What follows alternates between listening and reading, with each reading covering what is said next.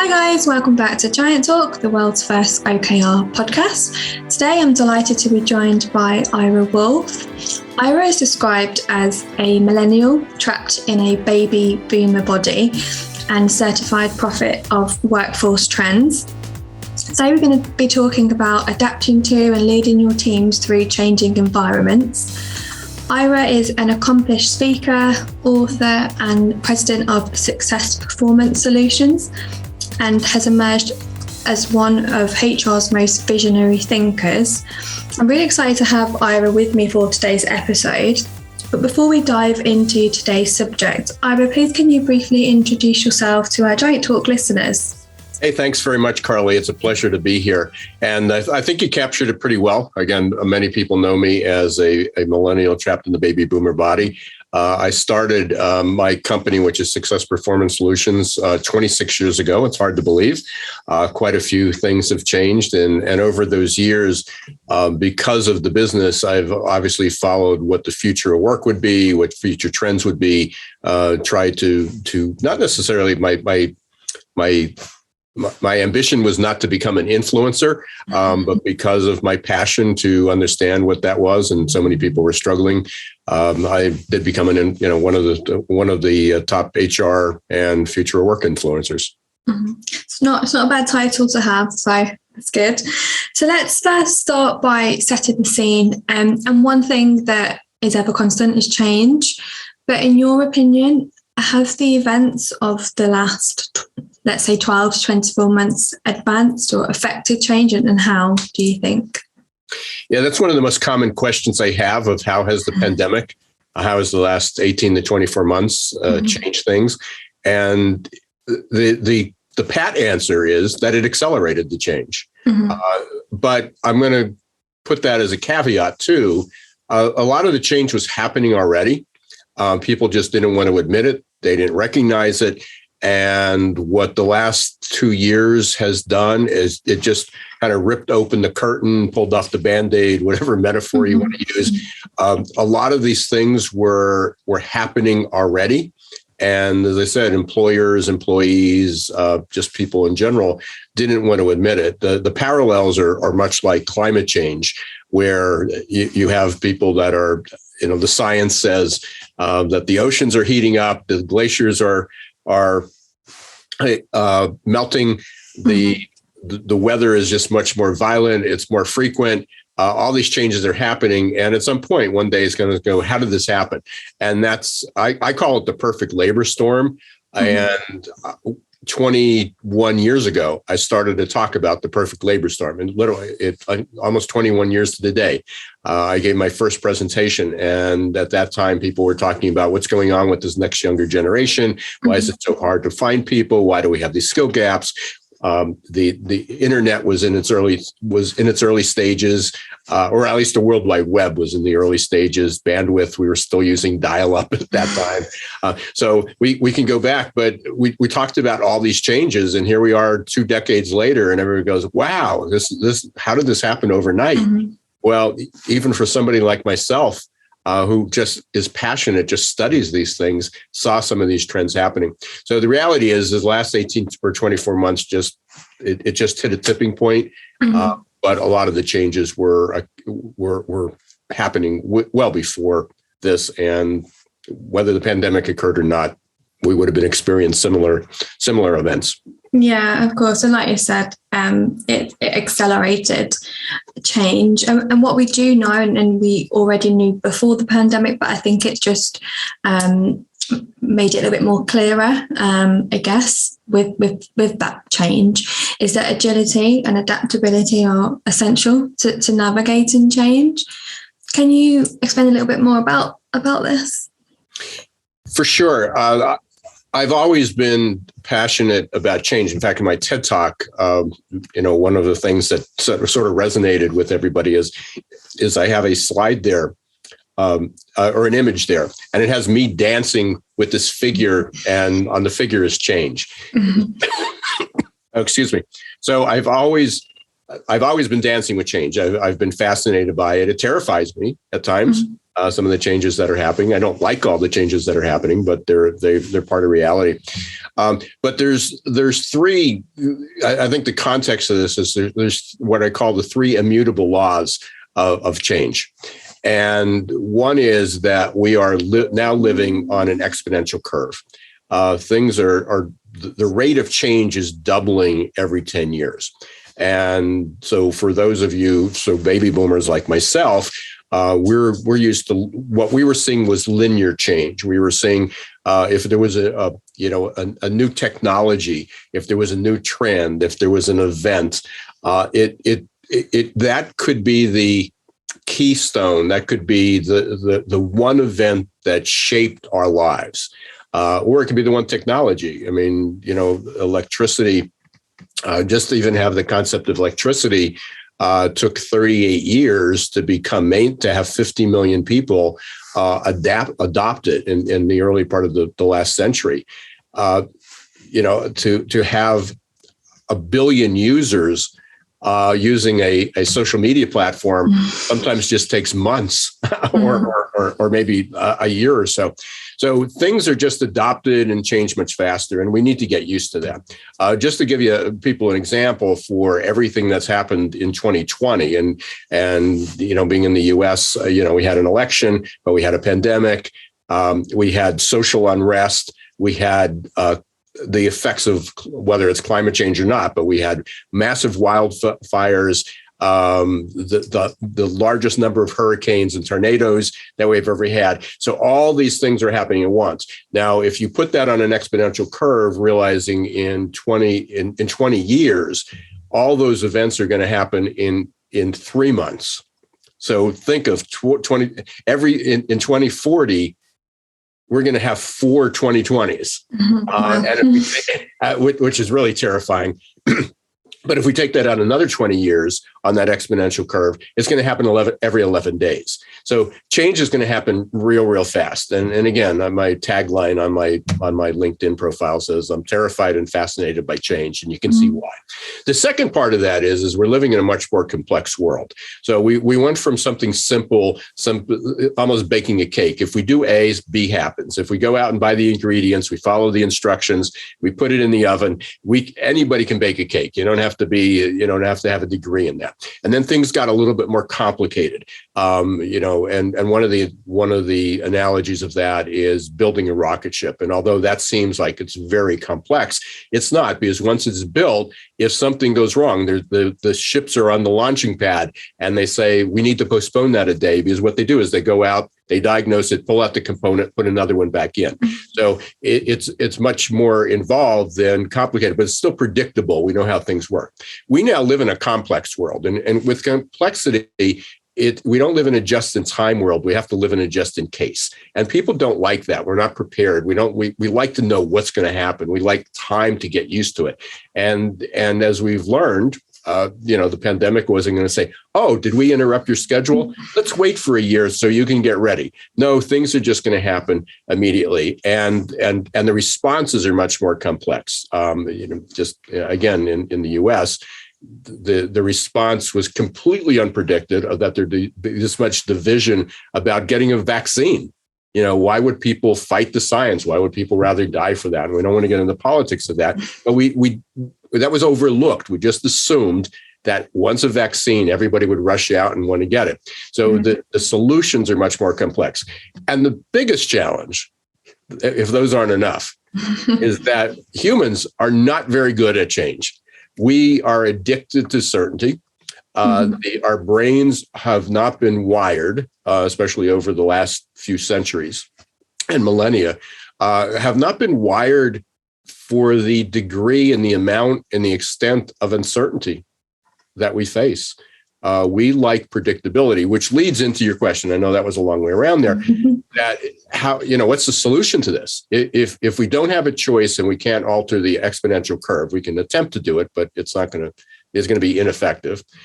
If we're living in this complex world and we're not good at it, then we need to become better at change.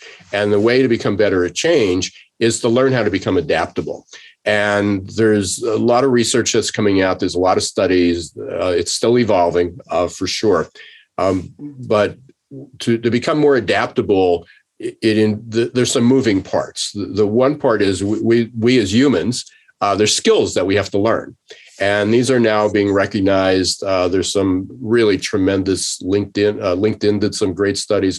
McKinsey just came out with a report and said that the number one skill for employability moving forward is adaptability. It's not a degree. It's not STEM, science, technology, engineering, and math. Those are important. Those are critical technical skills. But the number one skill is going to have to be adaptability.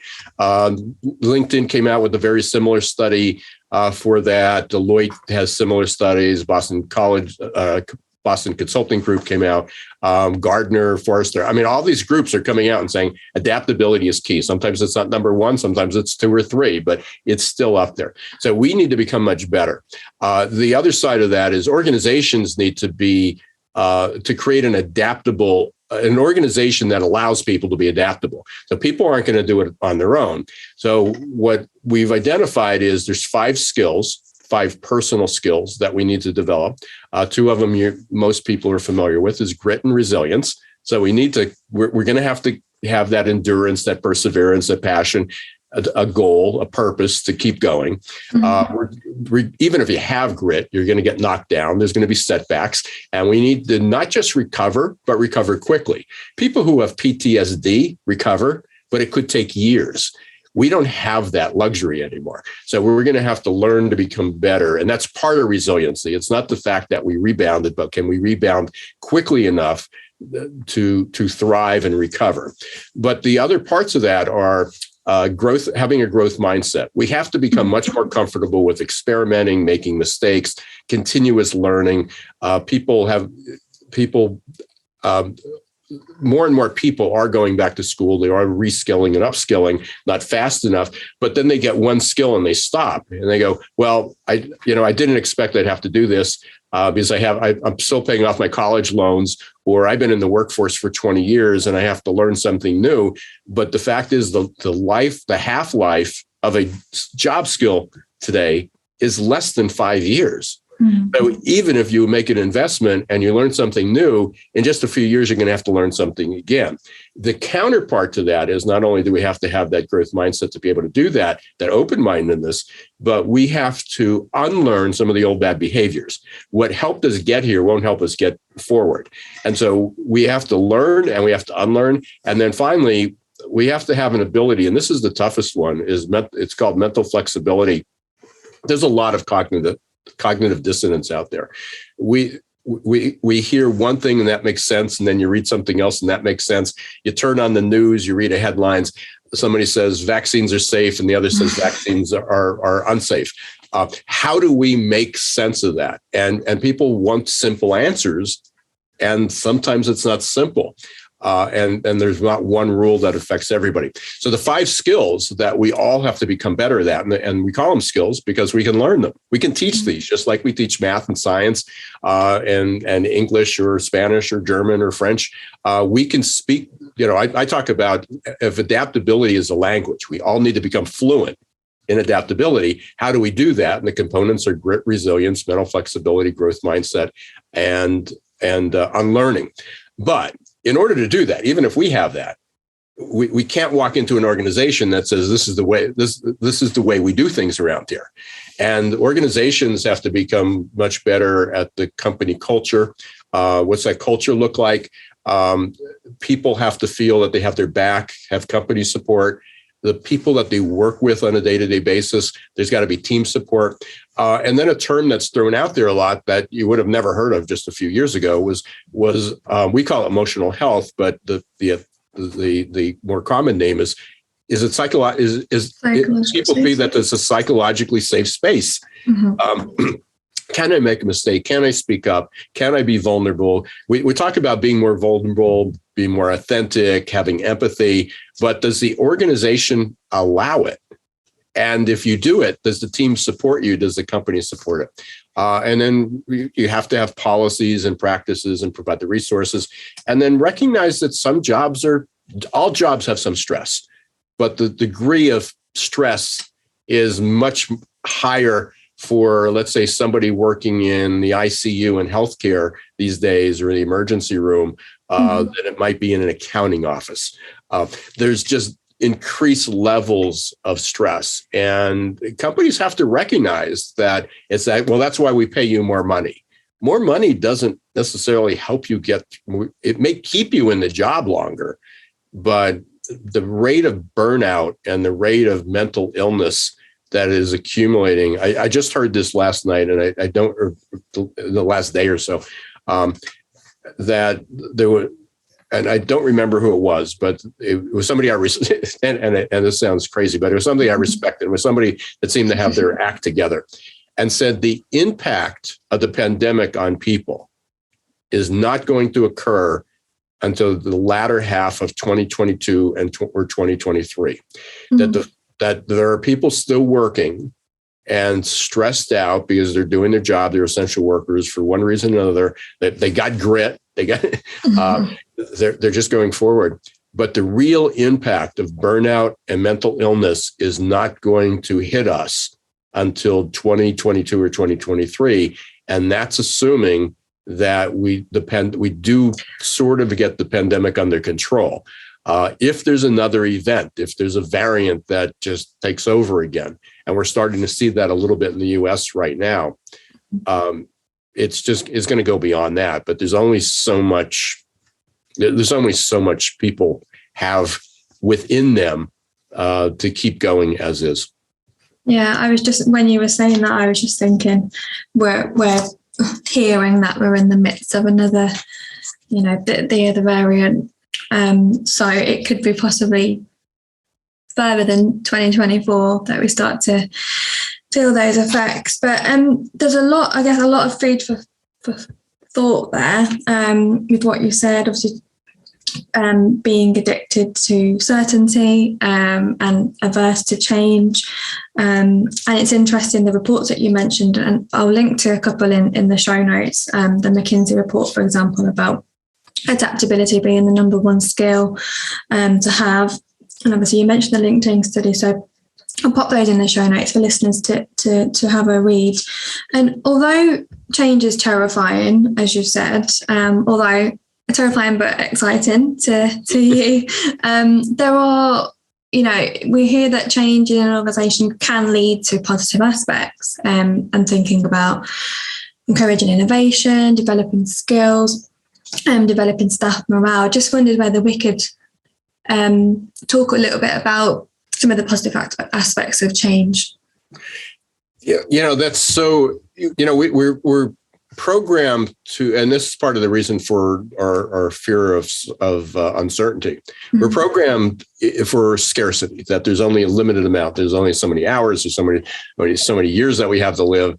There's so much water on the planet.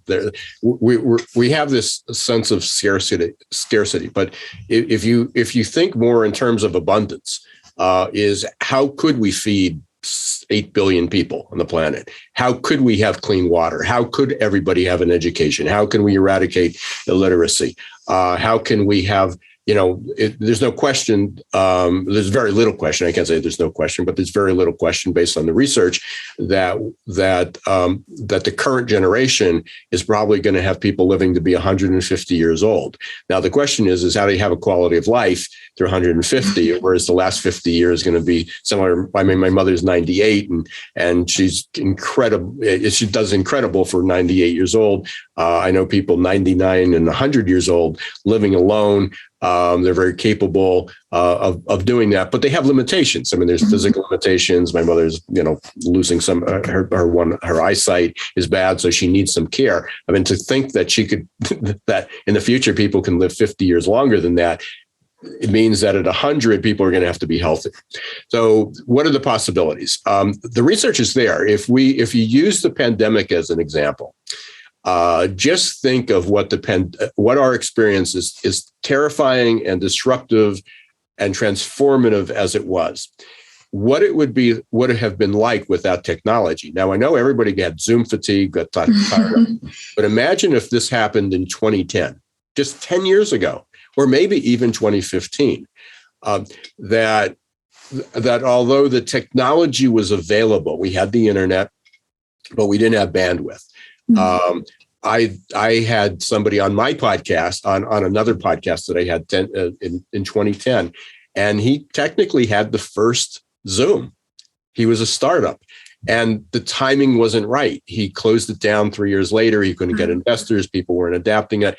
Part of it was there wasn't bandwidth. There wasn't the impetus to do that. But even the vaccine, if you want it or not, the vaccine was created through technology. It's not a live vaccine as polio is a live vaccine. You're injected with a small dose of polio to cure that, or measles, or whatever it might, even the flu, annually on the flu. It was through an mRNA virus. So it was literally manufactured through technology. Where would we have been if we didn't have the technology to get us through this? One is we still wouldn't have a vaccine because it takes 5 to 10 years to do it by vaccination. But the other thing is we would have had, and again, I know the U.S. numbers more, there were 30 million people that were out of work, but there was 110 million people that still had jobs. And had we not had the technology to have Zoom meetings, to send everybody home, to work remote for those months, they would have either been out of a job or they would have had to continue to commute and go into the office. Think about the hospitalizations, think about the infection rates, think about the deaths that would have occurred from that. So if we look at, we're only looking at the bad stuff. If we look at all the advances that were made, and one of the biggest advances in HR or employers, if they take advantage of it and don't screw it up, unfortunately, some are screwing it up, is it allows people to have more flexibility. It allows people not to commute. If you don't have many as people commuting, then maybe we can cut down on our carbon emissions. We have people spending a ton of money driving back and forth to work, wasting their days. They're not spending time with their kids. There's a whole lot of things that could happen for the good if we allow it to happen. But people don't like that certainty. And what they like is we're going to get back to work. We're going to get back to this normal that really didn't exist before.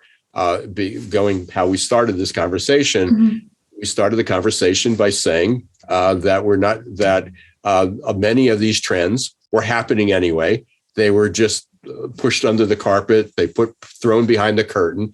And someday when we have time, we'll deal with them. And that time came. It's crazy when you think about it like that. Like you said, if the pandemic was to happen in 2010, just how different it would be. So yeah, some more food for thought. Dial-up was still 50% of people were still on dial-up, and many people didn't even have access to the internet. I think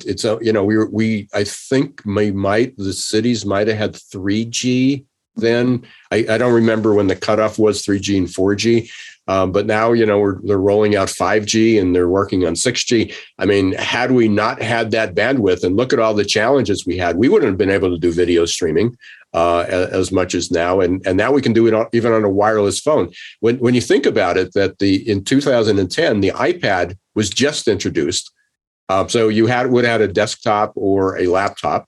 And the iPhone was in the first version, and it was only out for 2007 it came out. So all these things that we were able to just pick up and leave, and many people literally left the office without equipment, but you can still function because you had at least a laptop or a tablet or a smartphone that had that ability.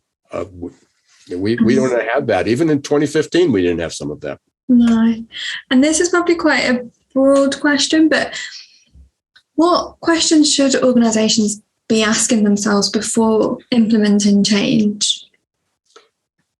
Well, they need to implement a response to change. The change is happening one way or the other. So the first thing to do, I would look at, is how adaptable, and I want to say how adaptable is the organization, because the only organization is only as adaptable as the people in it. So it's a chicken or the egg. But are we accommodating? Are we encouraging? Are we embracing? Are we understanding the challenge that's in front of us? So what can we do? How do we ensure that the people feel that we have their back? How do we admit to them, we know this is going to be difficult. We know this is difficult for you. We know it's stressful, but we can provide the resources for you. Again, the people that I work with on an everyday basis, because some organizations are large. If you're in a small business with 10 people, the team and the company are the same thing. But what can we do to better support people, to recognize that people are stressed out, to, how do we deal with the stress that they have at home? That is, hey, we're going to pay you more money, but you need to leave your home life, at home. When you walk through that door, you're us, or when you're on the screen. So organizations have to say, what do we need to do to thrive in what is defined as a VUCA world, VUCA, which is volatile, uncertain, complex, and ambiguous. That is the world we live in. But the other part is we need to recognize, we need to help people become better at adapting and reskilling and upskilling and training and coaching and mentoring and whatever that is we have to recognize what are the abilities, how ready, we have an assessment, an AQ assessment. And one of the skills, one of the dimensions that we measure is change readiness. It's how ready is our employees for change. And if they're not, then you basically need to create a different environment, a different culture, but you also need to train the people. If the people are, and you're struggling, then maybe it's your culture that's not supporting them. Maybe you have the right people in place. So it's two components of, you really need to be sensitive to the culture. Are we going to allow people to grow and thrive? And by the way, if you don't, then you're not going to grow and innovate. So if the premise is, how do we grow and innovate in the future, then you're going to have to be adaptable. Mm-hmm. And then it becomes, do we have a culture that is aligned with that? And then do we have the people that are going to be capable of doing that? And how do we fast track that? So the question people should be asked is, how prepared, how ready, going back to my analogy before, how fluent are we in adaptability? Yeah, and I think it's an interesting point that you've touched on culture there and previously about psychological safety. And like you said, it's a huge part of it. I think to take out that scary aspect for employees, and ensure that they're all on board and all aligned. So that's a really important part. And the culture aspect is something that at Therapy Giants we work closely with clients on their culture and looking at their internal culture as well. Just to touch on OKRs, something that OKRs can provide organisations with is an agile framework to help them shift to ever-changing environments. How can organisations shift their focus in a cohesive, transparent and aligned way? So for, I assume all your listeners, but some of the people that may be tuning in for me, may not be familiar with the OKRs.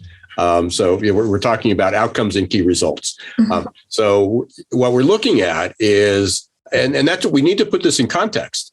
I mean, so going back to one of the questions that we just kind of left was, how are you fluent? Is your organization and your people fluent in adaptability? How prepared are they? How change ready are they? The next question is how change ready do they need to be? Just because, let's say on a scale of 1 to 100, 100% means they're really, really change ready. But maybe in your industry, maybe in your particular environment, maybe in your market, maybe you were prepared before. Maybe things aren't changing as rapidly. It's not universally. The background, our environment's changing, but maybe the competition or the threat to your organization, maybe it's on a 20-year change pattern, not a 10-year pattern. So part of it is assessing put it into context, and that's where the outcomes and the key results would come into.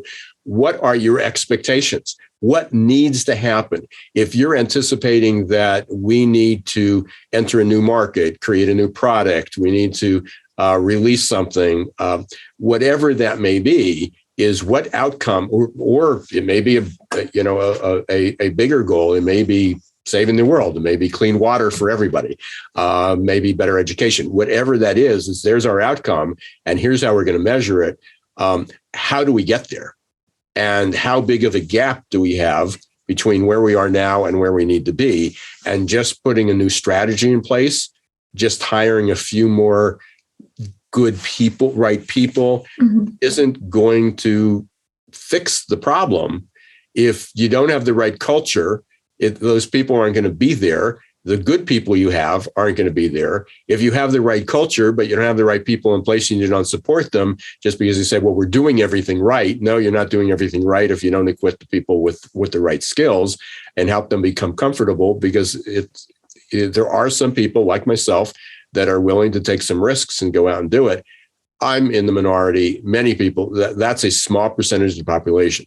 Majority of the population is just very, very uncomfortable with taking risks, with uncertainty, and we need to help them become okay. They don't have to be experts, but they need to be okay at being comfortable with being uncomfortable.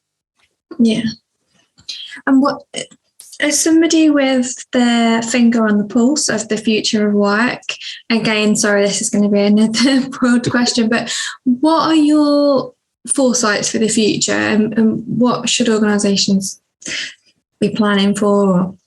I guess, what are your foresights for the future in terms of the future of work? I know you've already mentioned that, the rate of change is exponential, and talking about, it happening every 11 days, I think you said 2040 is very scary, but I wondered if there's any sort of, I don't want to say trends, but anything that you kind of can predict? Yeah, well, our reliance on technology is going to continue. That there's no question, about that. But and again, we haven't dealt with the ethics of that. So again, I'm going to take, we've said this several times already, to be fascinated by change because there's so much good that can happen, but terrified by it. So the thought that we could live longer, healthier, quality lives, be more productive, that we could, have more equity, that we have less division, that we have enough water and safe water and food to drink, that we have all those things. Those are all the good sides.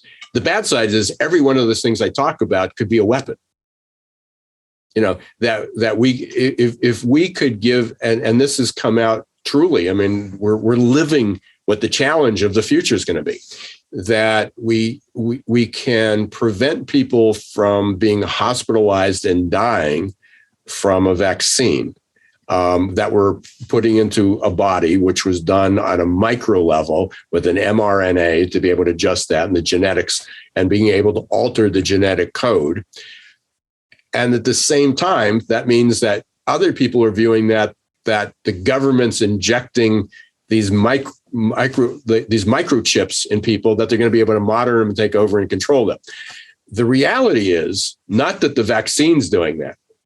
The reality, though, is that's a possibility. And how do we guard against it? How far do we go? If somebody tomorrow comes up with a cure for that, if we flip this gene, that we could cure cancer, Parkinson's disease, Alzheimer's, dementia, how do we prevent that from somebody taking that to their advantage to create a super race that only the wealthy get that? Humans have screwed up a lot of things. And that's the terrifying part, is where we're not even addressing that. We've got, again, I'm going to go back to what I know best is living in the US, is, they're taking the social media CEOs and grilling them in front of Congress about more controls. The toothpaste is out of the tube. It's there. Yes, we need them. But that is an important crisis, but there's so much attention put on there because it's popular that no one wants to touch the other aspects that are going on, because technology is advancing at such an incredible rate, and nobody's addressing it. There are pockets of discussions about the ethics of technology in the future, but there's no, nobody attend. There's people that are passionate about it, but it's certainly not the most popular, topic. And people want to say, well, somebody else will figure that out, or we're just going to not use technology. I mean, the other solution is we're just going to back away. That's not going to affect us in our backyard. We're rural, or we're in a different industry, or that's not our belief, or the government will protect us. And all those things aren't true, because change is happening faster than people. There was a visual that I saw the other day, and technology looks like this hockey stick that just went up, and people's adaptation is still sort of linear. It's like, well, we have time to figure it out. We don't. So the future of work, to me, again, is fascinating and terrifying. I think we have so many discussions around in-person versus remote, and the variations of hybrid work. That's going to go on for a few years, but that's going to be a reality in itself. I teach a class, a master's level leadership class, and my class is on organizational change. And we had somebody, a guest lecturer the other day, and he talked about Uber Air, and being able to have not be able to hail a car, not to be able to call on your smartphone a car, but to call a plane, a little microplane that seats 4 people. And it was like, well, that's crazy. That's the Jetson stuff. Yet in 2023, there in Los Angeles, New York, and a couple other cities, they will actually have Uber Air. That's literally mind-blowing. Yeah, there's actually in 2023, the first space hotel is going to open. I mean, we're talking about, the flights, Jeff Bezos and Richard Branson, going up to space. The reality is going up to space and spending a week for a vacation, in a space, not a space shuttle, but a hotel, a resort that they're going to have activities. It's being built now. So what does that bring? What opportunities? And that may be only for the wealthy and for a select few people. But over the next 20, 30, 40, 50 years, what does that mean for our kids and our grandkids? We've got a few decades between us, Carly. But what does that mean for you? What are the opportunities? What about your kids and their kids? What's that look like? Do we go to a Caribbean island for a vacation, or do we go 100,000 miles into space? But there's so much we can learn. We learned so much from going to the moon. It wasn't necessarily the landing on the moon and what we learned, and what minerals and what capacity was up there. What we learned was on the way. How did we treat people? What about gravity? How do we feed people? How do we care for people? There was so much we learned about the human body. By doing that, was that, that was 50 years ago that happened. That's going to continue on. So, I on the same vein, I grew up wondering if, the man there was a man in the moon, and, was it made of cheese? We're certainly well advanced from that. Showing my age too. But I can't remember who the individual was, but somebody bought the mining rights, all the mining rights for the moon. Somebody owns the mining rights now for the moon. They pay for it was billions of dollars. They paid for that. So, who knows where that's going to go? Maybe just wasted billions of dollars. But on the other hand, it is there. Right now we have a shortage of semiconductors. We can't. We can't get planes. We can't get cars. We can't build computers as fast as we can, because we don't. And the one of the diminishing metals is cobalt. But asteroids are and a lot of the debris that's out there, and a lot of the natural debris that's out there has cobalt. So are there minerals that might be even better that we're going to be able to mine in space? And there are people doing that right now. And so that's the future. So technology is not going to slow down. People are going to pursue that. It's going to help us live to be 150 and be healthy. But we haven't figured out all the implications of that. It's fascinating. And I think we could have a complete separate podcast on the future of work. And I'm just still thinking about calling an Uber. It's fascinating. So there's so many topics that we could have covered today, and I think we've only just scratched the surface. But are there any we like to leave our listeners with a final tip? Are there any final tips that you would offer to help organisations, I guess, linking back to change and managing change? I know it's not predictable, as you said, but any lasting thoughts on the topic? Yeah, the future, this is going to be unpredictable. I mean, again, it's going to be VUCA. It's going to be fast changing, which is volatile, uncertain, complex, and ambiguous. Embrace that. Learn how to become more comfortable with that. I mentioned earlier, we work with an assessment that looks at that, and hopefully we can encourage people, whether it's ours or someone else's, to take a good look. How to really you need if it's a snapshot or a microscope, you need to look within. How can we help people become better, more comfortable with change, and how do we build a company culture that allows that to happen, embraces that, and supports its people?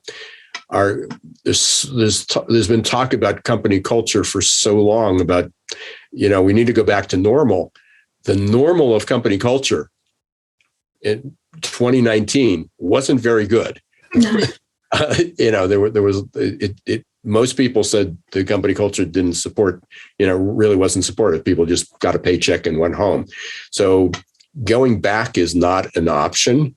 My tip, and it's a big tip, is people need to say, what is adaptability? How do we become better at it as an organization?